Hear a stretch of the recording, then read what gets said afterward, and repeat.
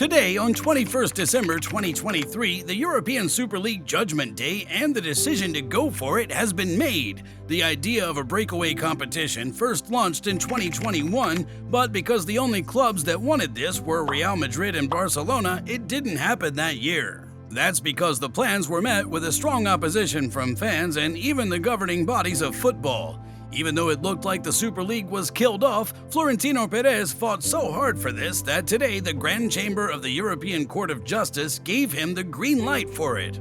The Grand Chamber said the UEFA and FIFA acted unlawfully by threatening the clubs that were okay with this new competition. As you might remember, they said that the teams that continue to agree with this will face points deduction, exclusion from Champions League, Europa League, or Conference League, or even relegation. Thankfully, it didn't happen, but it's still kind of harsh. The organization behind the Super League project also had a proposal for new midweek men's and women's European competition with participation based on sporting merit, promotion relegation between the leagues, no permanent members, and free-to-watch matches. The question is, how much do we know about this competition? The men's competition will have 64 teams involved, split into 3 divisions, Star, Gold, and Blue, with 16 clubs in each of the first 2 divisions and 32 clubs in the third. Each team will play 14 games per season, 7 at home and 7 away, and it will have 2 phases, league and playoff.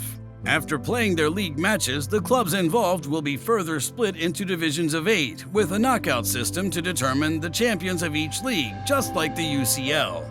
The women's competition will have 32 teams divided into 2 leagues of 16, so this format is largely the same as the men's one, but without the third division. Another question is what will happen to the Premier League clubs? It looks like the English clubs will be unable to join because the UK is no longer bound by EU law since Brexit. Maybe that's why Manchester United released the following statement: "Our position has not changed. We remain fully committed to participation in UEFA competitions and to positive cooperation with UEFA, the Premier League, and fellow clubs through the ECA and the continued development of the European game."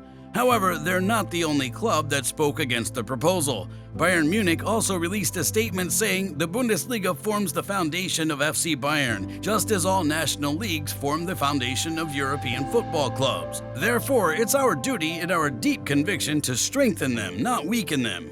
We also support the European club competitions under the umbrella of UEFA. So once again, it's very clear, the door for the Super League at FC Bayern remains closed. There were also clubs that spoke favorably following the ruling, like Real and Barcelona, of course. Florentino Perez, the president of Real and the founder of the Super League, said, "From Real Madrid, we welcome with great satisfaction the decision taken by the Court of Justice of the European Union, which is responsible for guaranteeing our principles, values, and freedoms."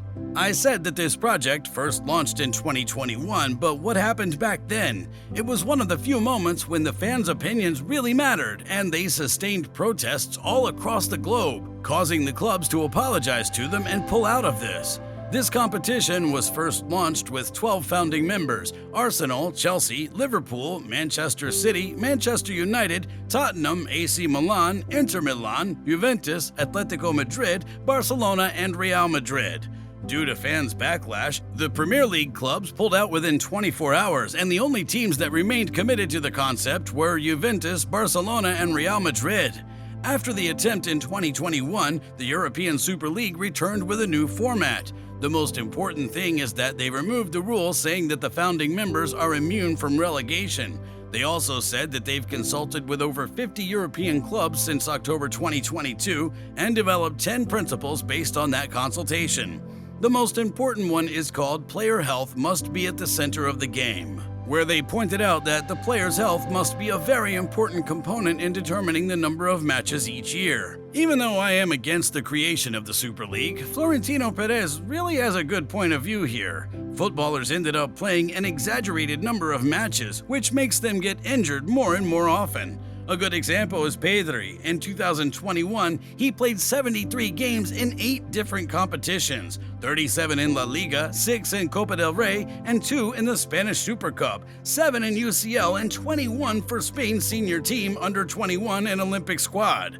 After that exhausting season, he played 105 games in 3 seasons because he picked up 7 different lengthy injuries. So yeah, players' health is something very important, and if the right thing to do is to schedule fewer matches per season, then let's do it! This is everything you need to know about the new European Super League. If you have any questions about this, feel free to leave a comment and I'll do my best to reply to you. Until next time, have an incredible day!